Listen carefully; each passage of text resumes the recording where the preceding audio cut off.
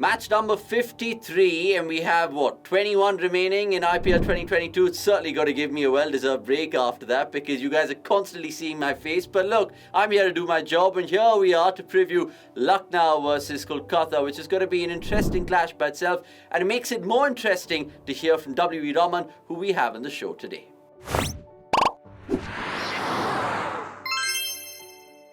Right, so let's get straight into WV. First and foremost, how are we? Because I know Chennai is going to be hot watching this. Yeah, it's always been the case, and every year we kind of rant about the heat and stuff, but somehow we pull through. So this is the time where we try and work out or try to work out ways and means to sort of counter the heat here. Yeah, thank God for fans and air conditioners and everything which is alike. Bangalore is a little bit cooler on that side, so we get the benefit of the breeze. But look, what about Lucknow right now? Because they've got 7 wins out of their 10 games, and it makes me think they'll go on to get the 8th, or am I wrong? Could they have a slight hiccup against KKR, given the fact that they beat RR in their last game?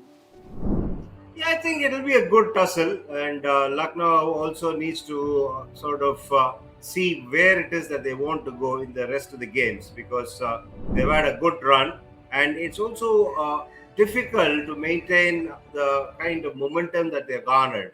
But yet, that is what is the beauty of this IPL tournament. There's no saying as to which way the fortunes are going to swing. Yeah, you look at LSG in that particular theme of their wins. All their last 4 wins, in fact, have come batting first. So should they simply win the toss and bat first, even though that's not the norm? If something's worked well for them, they will try to continue with that. But again, it also matters as to what kind of pitches that they're going to be encountering in the remaining half of the tournament. So that is going to be critical because there will be a lot of dryness in the pitches, and it might make a difference if it's an afternoon game or an evening game. So all these factors come into play, and we'll obviously see the captain taking a call based on the surfaces they get. All right. Look, Rahul can have a lot to smile about, particularly his bowlers. But one interesting fact which has popped up is that none of them feature in the top 15 wicket takers in this year's competition. They've been sharing the wickets amongst them. Is that a good sign for a team?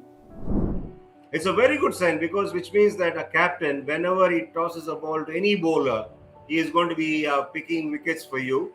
And that is one headache less because if you have a case where only one bowler is doing the job for you and the rest you're trying to manage somehow, then the captain is in a soup. So if he has everybody chipping in, everybody contributing, everybody doing the job that is expected of them, I think the captain will be whistling away to glory. Absolutely. And one man in particular who's been doing the job for Rahul is the hidden gem in Mohsin Khan. Talk to me about him, WV. I mean, is he the most impressive uncapped bowler that you've seen this tournament? Yeah, he's one of the most impressive bowlers. The pace that he generates and the build that he's got, and he's got all the basic elements of fast bowling in place. By that I mean the acceleration, the loading, and various other things that we coaches talk about. He's got all those principles of fast bowling well knit.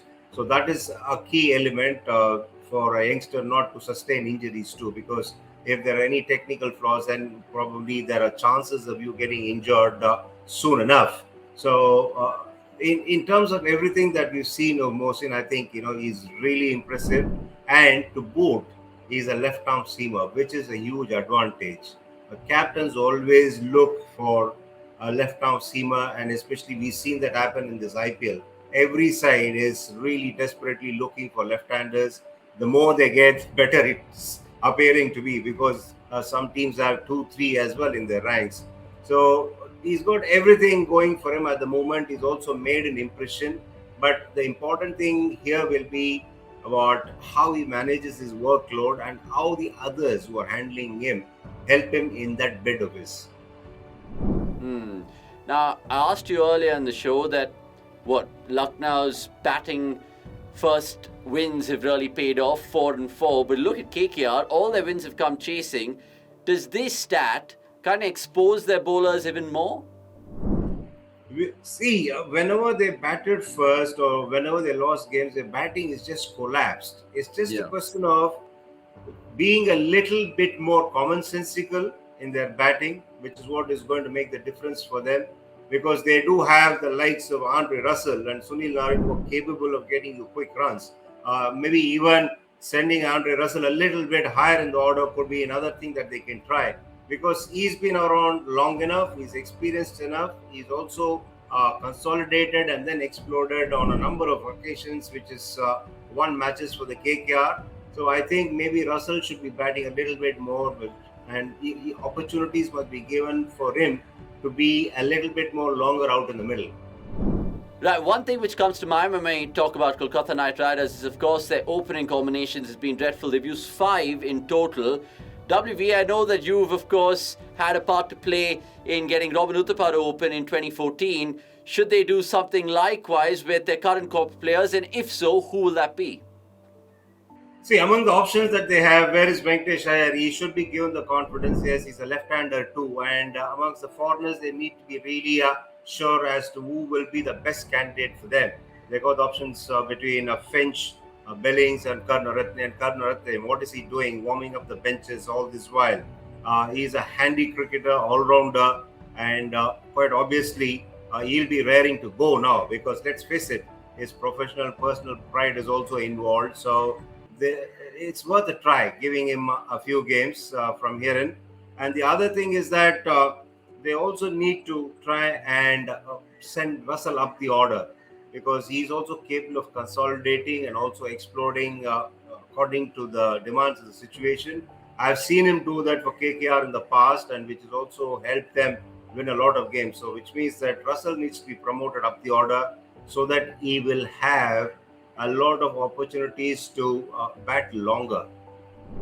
Yeah, it will be compelling to see Andre Russell up the order, and there'll be more, of course, 6s from his bat. Let's see, I'm just second guessing there. Let's take a last one in terms of what the fans have been asking us as well to ask you in this preview, and that is whether players like Rinku Singh and Anukul Roy should be given longer ropes now that KKR are kind of eventually virtually out of this year's tournament. Do you agree? Yeah, they need to be obviously given opportunities, because it's a case of them again looking at the future too. These two players will be a part of that setup in the coming years, at least for the next couple of years, hopefully. Which means that the more experience they gain here and the confidence that they gain out of the matches that they play in this particular IPL is not only going to help them grow as cricketers, and if they grow as cricketers, it's going to help KKR enormously too, because we've seen that it's so easy for cricketers to perform in a few games and then fade away. So that can be prevented if these youngsters, when they show promise and when they display good temperament in the games that they play in, they need to be encouraged. They need to be played regularly. Sporadic appearances will not do any good for either for the player or for the squad as such. Yeah, I mean, it's very important, like WV reiterates, that they get a longer rope. So hopefully that's a story for those boys in purple. Finally, predictions then, because Kolkata surprised everyone by beating Rajasthan. Can they do the same by beating Lucknow? And if they can, I'm surely thinking you'll be a happy man, because you want the playoffs to be as close as possible, right? Yes, if that is going to really rev up the situation on the table, let KK win the game. It doesn't matter. Because we've already got enough victories under their belt. It doesn't matter to them. Yeah, I completely agree with you, because that'll make it all the more interesting, like WV said. You guys can catch him and me, of course, post-match on Super Saturday. We'll be picking the bones out of 2 games, of course, so enjoy that. Until then, it's a goodbye from WV and me, Avnish Hegde, as well.